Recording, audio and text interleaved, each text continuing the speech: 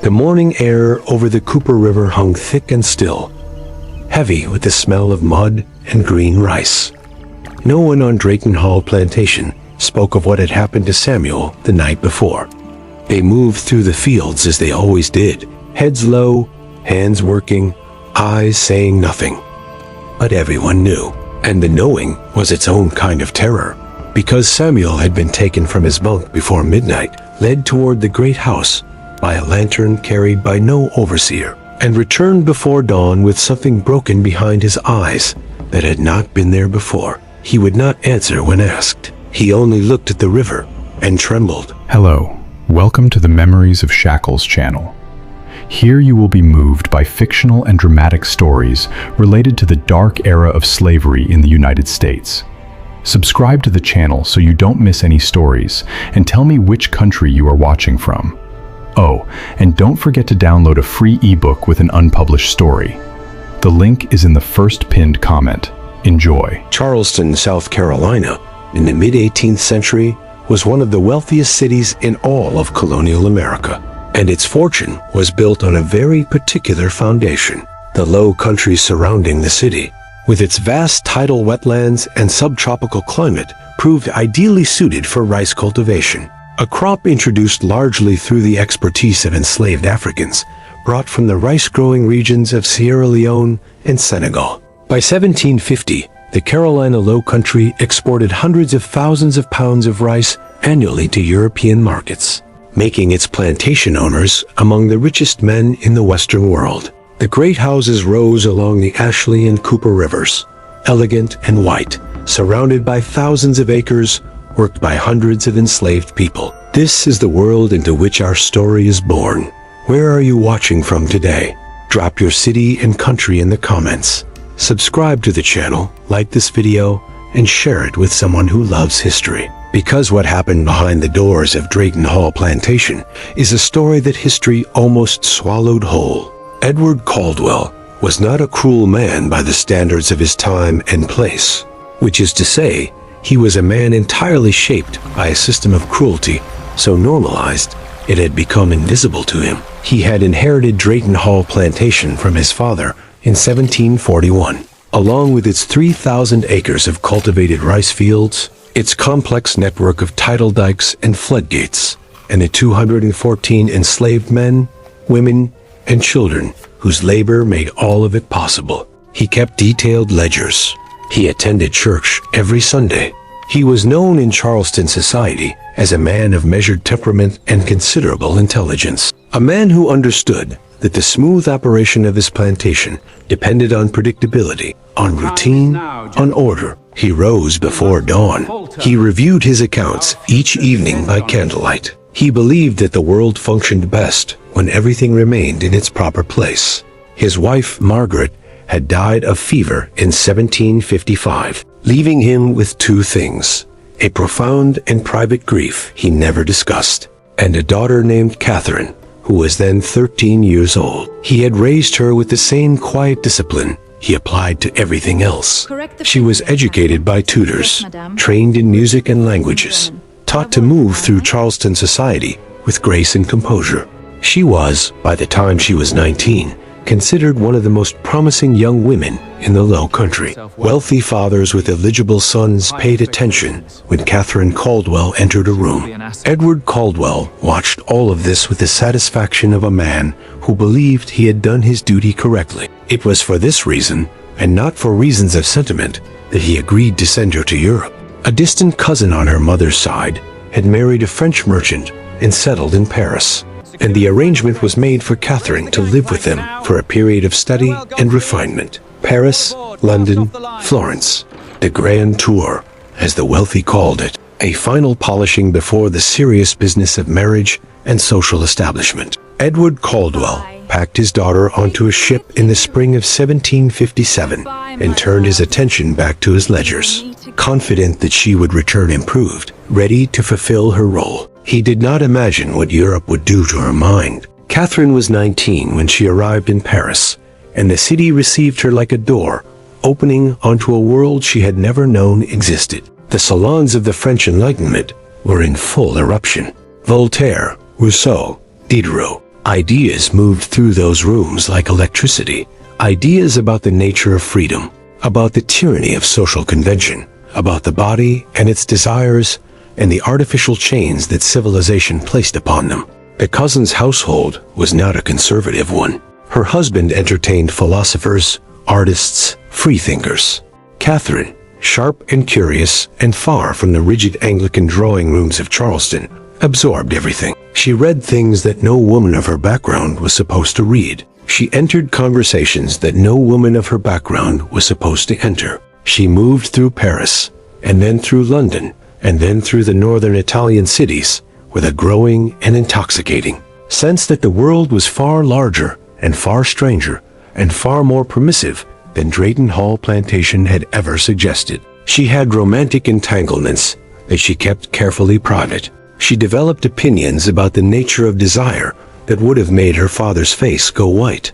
And through all of it, she was still Edward Caldwell's daughter, still calculating, still composed on the surface, still entirely aware of what the world expected of her and what it would cost her to openly defy it. She spent 5 years away. She returned to Charleston in the spring of 1762, a woman of 24, and everything about her had changed except the face she showed to the world. The low country received her with its customary heat and its smell of salt and pluff, mud, and the particular silence of a landscape built on suffering.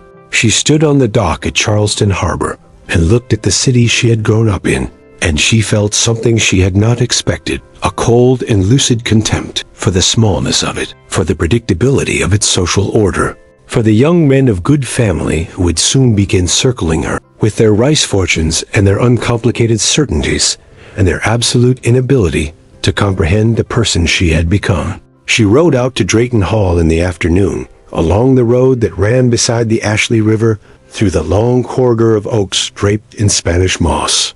Her father met her on the steps of the great house. He thought she looked well. She told him she was glad to be home. Both of these statements were true, in the particular and limited ways that truths are true between people who do not fully see each other. That night, lying in her childhood room with the windows open to the river sounds, Catherine Caldwell lay awake for a long time. She was thinking about the life that was being arranged for her. She was thinking about its walls.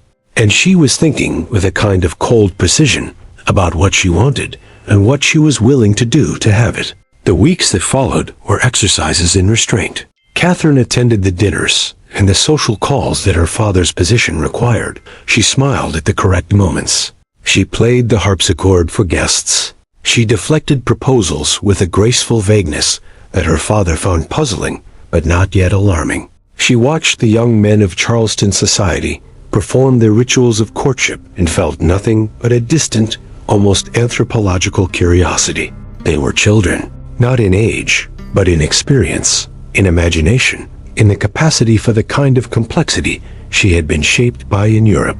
They could not give her what she wanted, and they could never know what she wanted, because if they did, the consequences for her position, for her father's name, for everything she had been raised to protect, would be catastrophic. So she watched, and she calculated, and the plantation moved around her, enormous and relentless, its fields flooding and draining with the tidal system that her father's enslaved workers had built and maintained with knowledge brought from another continent. 214 people, the ledger said. Names reduced to numbers and economic assessments. But Catherine walked the grounds in the early mornings, before the heat became oppressive, and she looked at the men working in the fields, and she thought things that she would never say aloud to anyone in Charleston for as long as she lived. The power structure of the plantation was, she understood with a chill she did not allow herself to examine too closely, absolute. The enslaved people on Drayton Hall had no recourse, no legal standing, no avenue of complaint that would ever reach a sympathetic ear. Their lives were entirely defined by what the Caldwell family permitted or withheld. And the Caldwell family, in the logic of the time, believed this was the natural order of things. Catherine did not believe in the natural order of things. Europe had cured her of that. But what she did believe in, with a certainty that frightened her when she pressed against it in the dark, was that this absolute power existed, and that she was on the side of it that held the whip, and that this fact could be used. It began quietly, without announcement, the way that corruptions usually begin. She sent word one evening, through the house-enslaved woman named Delia, who served as her personal attendant, that a particular field worker was to be brought to the east wing of the house after nightfall on a matter of household business. Delia received this instruction with a face that showed nothing, because Delia had learned long ago that a face that showed nothing was the only safe face to have. She delivered the message. The man came. He stood in the corridor outside Catherine's room and did not know what was about to happen to him. Only that something was, and that whatever it was, he had no means of refusing it. What occurred in that room will not be recorded here, as it was not recorded anywhere. History is full of such rooms and such silences.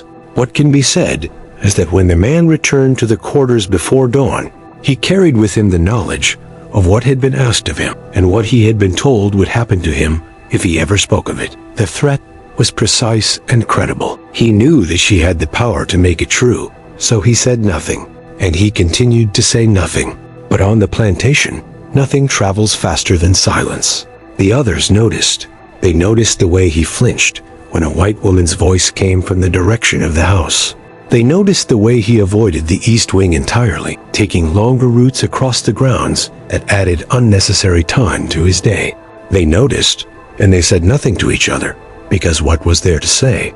There was no word in any language that made the situation bearable. There was no authority to appeal to. There was only the grinding fact of it, the way it lived among them like a sickness with no cure, passed from person to person through the simple act of knowing. It happened again 2 weeks later. A different man, the same quiet instruction through Delia, the same corridor, the same threat, delivered in the same precise and level tone that Catherine had learned to use for difficult things.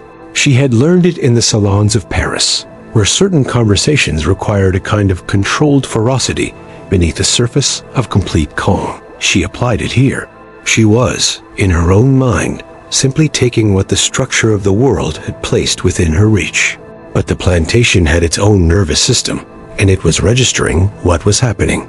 There was a man named Joseph, who had been born on Drayton Hall 40 years before, and who had, through decades of careful and invisible maneuvering, become the person the other enslaved people came to when they needed something navigated. He did not hold any formal position. The overseers did not know his actual significance. But in the quarters, his word carried weight that no overseer's whip could replicate, because it was built on trust and on decades of accumulated wisdom about how to survive inside a system designed to destroy you. Joseph heard what was being whispered. He sat with it for a long time. He understood the danger from every direction simultaneously. If the men who had been called to the house spoke openly, they would be punished, possibly worse. If the situation continued, it would spread its particular poison through the entire community, corroding the dignity that people had managed, against enormous odds, to maintain for themselves.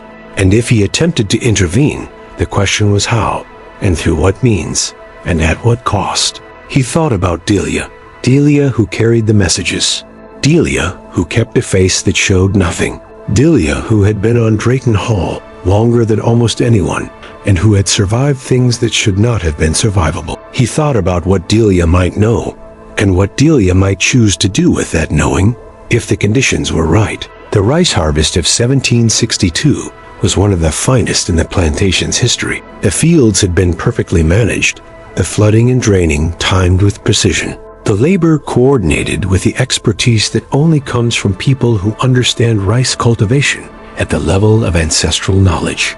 Edward Caldwell walked his fields and felt the particular satisfaction of a man who believes that his world is working as it should. His daughter had settled into plantation life. There had been no scandal. The rice would sell well in the London markets. God, he wrote in his diary that autumn, has seen fit to bless this household. He did not know what was living in the east wing of his house. He did not know what had been happening since his daughter's return. He did not know that 2 of his enslaved workers could not sleep, and that their wives had noticed, and that Joseph had been sitting with information for 3 months that was slowly reaching a point where it could no longer be contained. And he did not know that Delia, who had carried every message and witnessed every instruction and kept a face that showed nothing, had also kept something else. She had kept a record, not in writing, because she had not been permitted to learn to write, but in memory, which is the oldest archive and the hardest to destroy. Every date, every name, every instruction, word for word, stored in the place where no one could reach it. She was waiting. She did not yet know what she was waiting for, but she was waiting. The first cold front arrived in November, dropping temperatures enough to make the river mist rise in long pale columns at dawn. Catherine stood at her window and watched the mist and felt, for the first time since her return, something that was not calculation, not desire, not the cold forward motion of a mind that had decided what it wanted. What she felt was fear, not the manageable fear of social consequence, which she had been navigating all her life. Something older, the fear that comes when you begin to understand that a thing you have set in motion is larger than you imagined and is not going to stop simply because you stop pushing it. The man called Samuel had not recovered. She could see that from a distance. She did not allow herself to think too carefully about what that meant, because thinking carefully about it would require her to reach a conclusion she was not prepared to reach.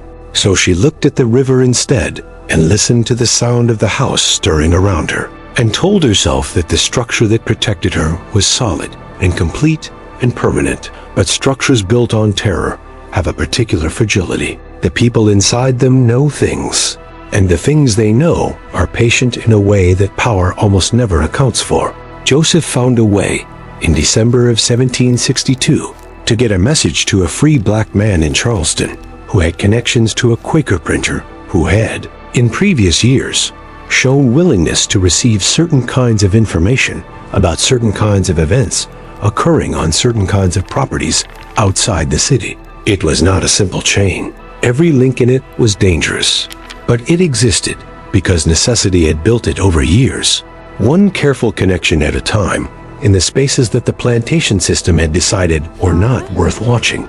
The message contained names, dates, a description of events specific enough to be credible and damaging. It was not a legal document. There was no court in South Carolina in 1762 that would have received such a thing from the people who produced it. But there were other courts. The court of reputation. The court of a father's private knowledge. The court of what happens when the smooth surface of a powerful family story is interrupted by something that cannot be entirely explained away. Edward Caldwell received a letter in January of 1763. He read it alone in his study, with the fire burning and his ledgers open on the desk beside him. He read it twice. Then he sat very still for a long time. He was a man who had built his life on order, on predictability, on the belief that things could be managed if you understood them clearly and responded to them without sentiment. But what he was holding in his hands was not a thing that order could manage, because it was already outside the boundaries of order, already loose in the world, already threatening to become a story that other people would tell about him, and his house and his name. He called for his daughter. Catherine came into the study and saw his face and understood immediately that something had changed. She sat down across from him. She was composure itself, the way she had been trained to be, the way Europe had reinforced, the skill of keeping still on the surface while everything moved underneath. He placed the letter on the desk between them. He did not speak. He watched her read it, and he watched, for the first time in his life, something break in her face that she could not control. The river outside ran dark and cold toward the harbor. In the quarters, the enslaved people of Drayton Hall began another day of work, their faces showing nothing, their memories intact, their patience longer than any structure of power that had ever tried to bury them. Samuel stood at the edge of the field and watched the frost melt off the stubble of the harvested rice, and he breathed the cold air, and he waited, the way all of them waited, for whatever came next in a world that had never asked their permission for anything. What Edward Caldwell did with the letter is not recorded.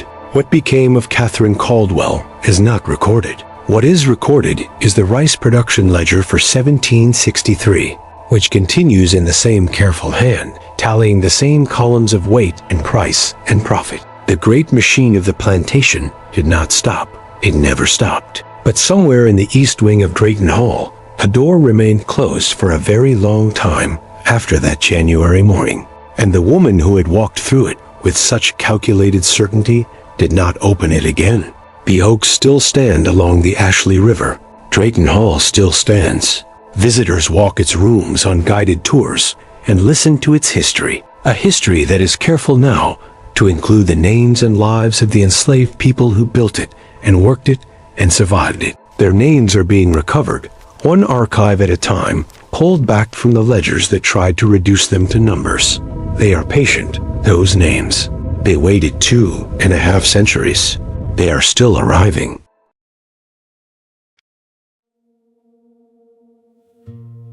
Don't pity me. My heart doesn't need your mercy. I can still stand on my own.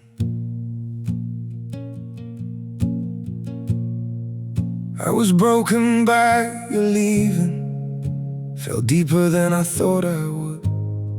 But pain has taught me how to heal now and survive what once I couldn't. You don't have to look back sadly, don't reach out with guilty hands. What you shattered made me stronger. Now I rise where I once collapsed. My heart doesn't need your pity, not another empty sign. I've got enough strength left within me to rebuild this life of mine. My feet are steady through the sorrow. I can stand through all the pain. You don't have to save me, darling. I'll learn to breathe again. I once begged for your affection. Now I've learned my worth in scars. And the man you left in pieces found his own way through the dark. My heart doesn't need your pity, not another empty sign. I've got enough strength left within me to rebuild this life of mine. My feet are steady through the sorrow. I can stand through all the pain. You don't have to save me, darling. I'll learn to breathe again.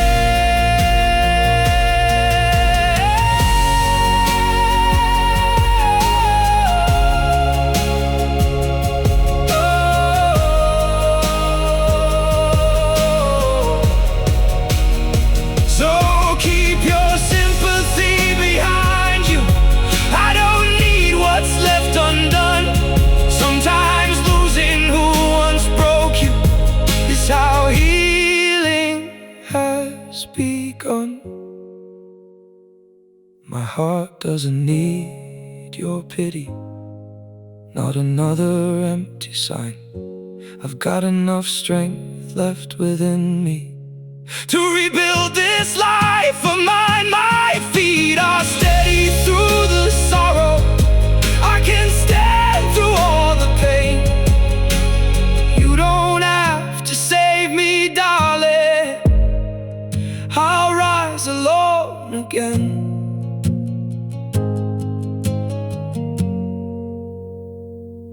I'll rise alone again.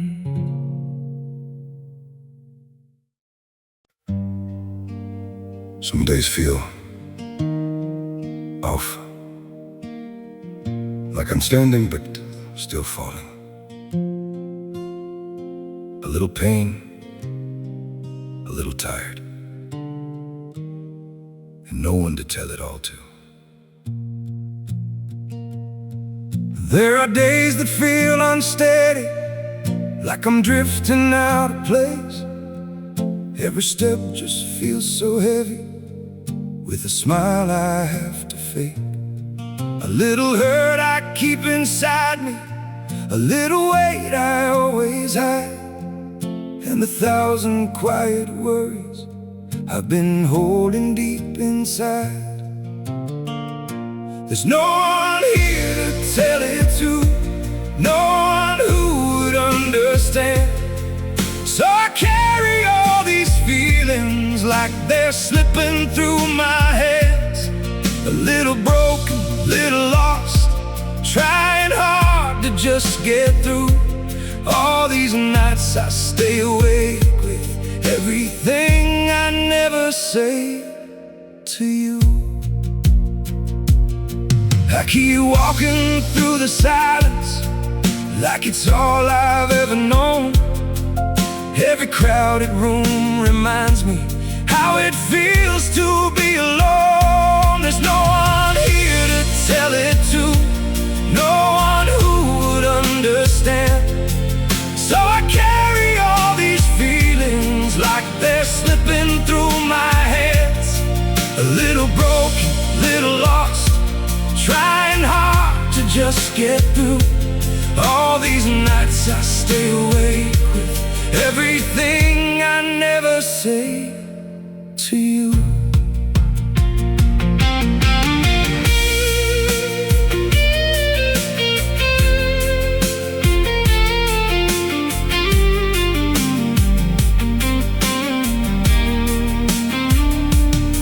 Maybe one day I'll be stronger, maybe I'll learn how to speak, but for now I keep it buried in the parts of me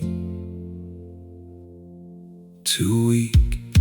There's no one here to tell it to, no one who would understand. So I carry all these feelings like they're slipping through my hands. A little broken, little lost, trying hard to just get through. All these nights I stay awake with everything I never say to you.